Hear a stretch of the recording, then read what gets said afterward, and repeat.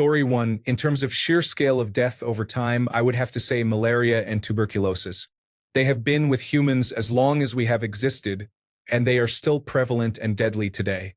Story 2, probably syphilis or tuberculosis. Up until the 20th century and the discovery of antibiotics, both of these diseases ravaged humanity. I recommend Get Well Soon by Jennifer Wright.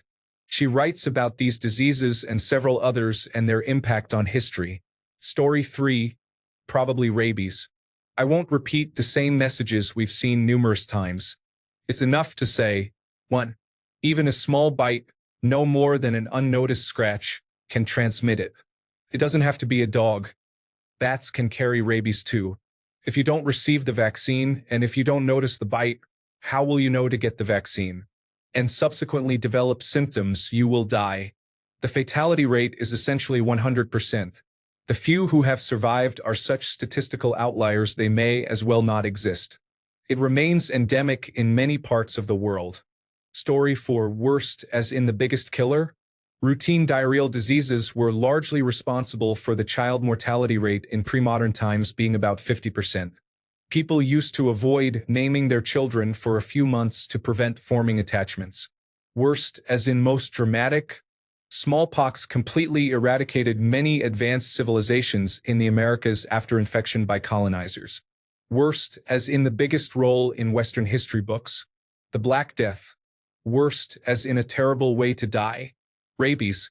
The only treatment is to place the patient in a medicated coma, so they are not awake with their family watching while their mind deteriorates, leading to a distressing and unthinking state. Rabies is the inspiration for zombie lore, but the final stage of rabies is far more horrific to witness than any zombie movie. Story 5. The most significant near-extinction event for human ancestors occurred around 900,000 years ago, when the breeding population was reduced to approximately 1,280 individuals and remained small for about 117,000 years. We do not know what disease caused that. Story 6. Tuberculosis or polio. Tuberculosis was frightening because it could be spread easily and quickly. Up until the 1920s or 1930s, there was no cure or vaccine for it, and it can still be dangerous today. It was almost like cancer.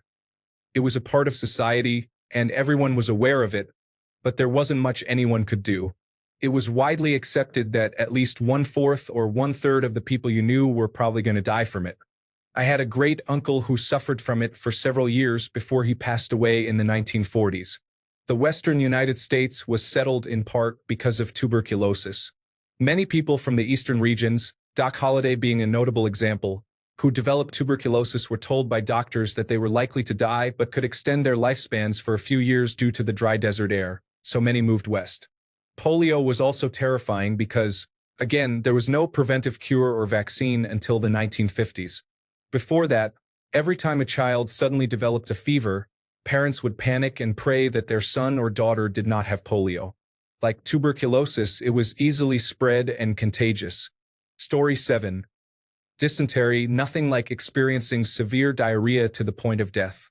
If the apocalypse were to occur, this would likely be your way to go, not due to zombies or annihilation. Story 8. Anhedonia. Depression lurks in the shadows of anhedonia. You feel no joy in anything. You lose the ability to emotionally respond to any positive event in your life. You could win the lottery, and your neurotransmitters would simply respond, okay. You experience overwhelming, soul-crushing nothingness. I experienced a significant challenge following a traumatic brain injury years ago.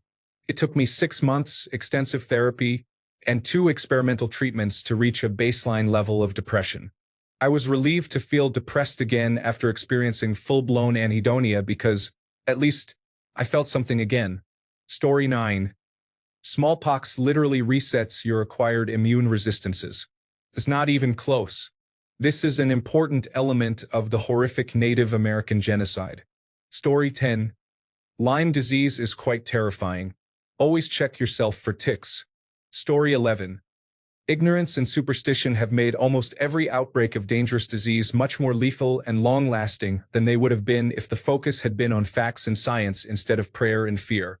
Story 12. Depression, mental health issues, poverty.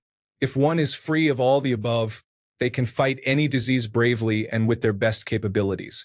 Story 13. Tuberculosis, malaria, and other gastrointestinal infections are significant contributors to mortality and morbidity, as they are highly infectious. I will focus on cholera and other gastrointestinal pathogens. Story 14. Alzheimer's disease takes away your sense of self, your dignity, and your memories, leaving behind only a shell of a breathing person, causing suffering for everyone involved. Story 15. Lyme disease is quite terrifying, and it's important to mention that. Always check yourself for ticks. Story 16.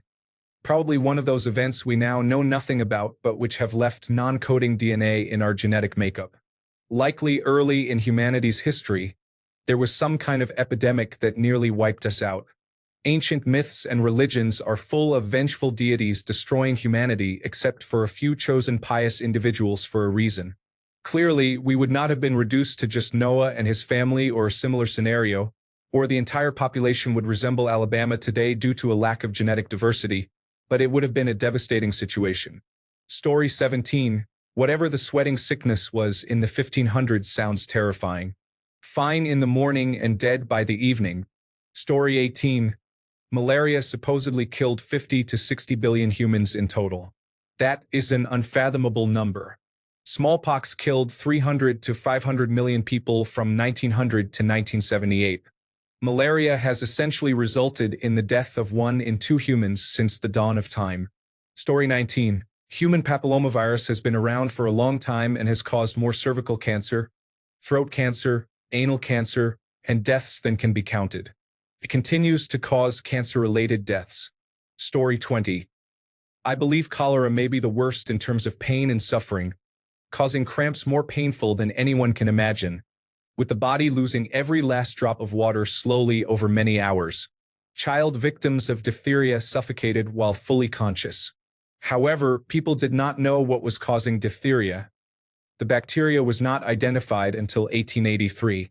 The plague was terrifying and painful, killing millions while sweeping over frightened nations again and again without mercy for centuries. I am still in awe of the courage of those physicians who cared for patients in protective clothing. That is true service to humankind, even if they could not save anyone. They simply did not know how, but they tried.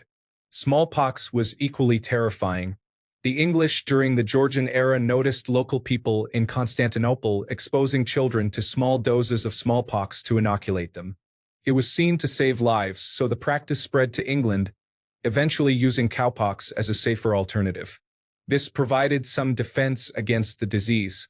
Acquired immunodeficiency syndrome was absolutely heartbreaking, killing young people in their primes while also creating a terrible stigma that resulted in slow, painful, lonely deaths.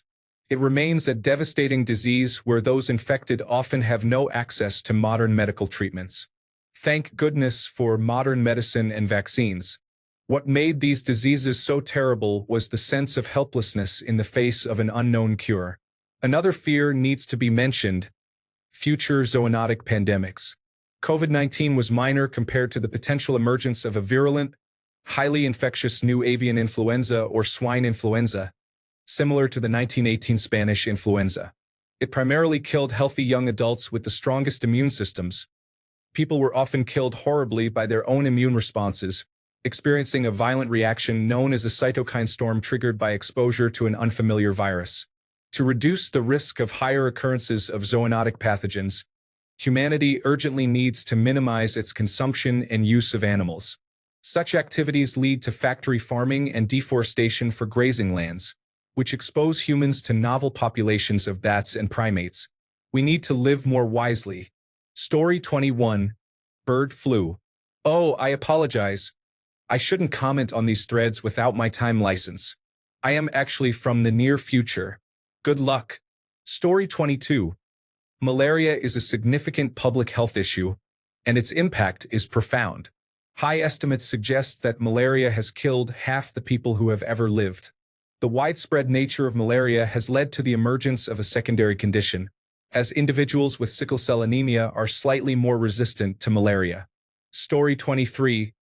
Probably one of those we now know nothing about but which have left junk DNA in our genetic makeup. Likely early in humanity's history, there would have been some kind of epidemic that nearly wiped us out. Ancient myths and religions are full of vengeful gods destroying humanity, sparing only a few chosen pious individuals for a reason.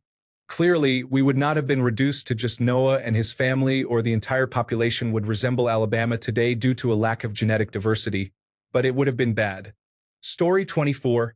I may be a little biased in my response, as I recently saw a post where a woman described how her husband is clearly homosexual. She has caught him sexting with other men, yet she does not want to divorce him because she believes Jesus does not support divorce. This man, who clearly had no attraction to her during the dating phase of their relationship and has been pressured to have children with her to appease his church-going family, is being labeled as abusive. I believe it is abusive to force someone into a heterosexual marriage, but that is just my opinion. The real issue arises from the comments, which suggest that something is wrong with him and that he should seek counseling and reconnect with Jesus. The only thing that man needs to embrace is dating men and accepting himself for who he truly is, without self-hatred for being exactly how God made him. Story 25. Pride is a heart condition that leads to verbal violence and the inability to admit mistakes. This attitude can result in conflict. Story 26. Apathy. Every day, billions suffer because a significant portion of humanity is indifferent to everything except for immediate gratification in their own lives. Thanks a bunch for sticking around till the end of the video. Remember to subscribe, and until next time, stay awesome and goodbye.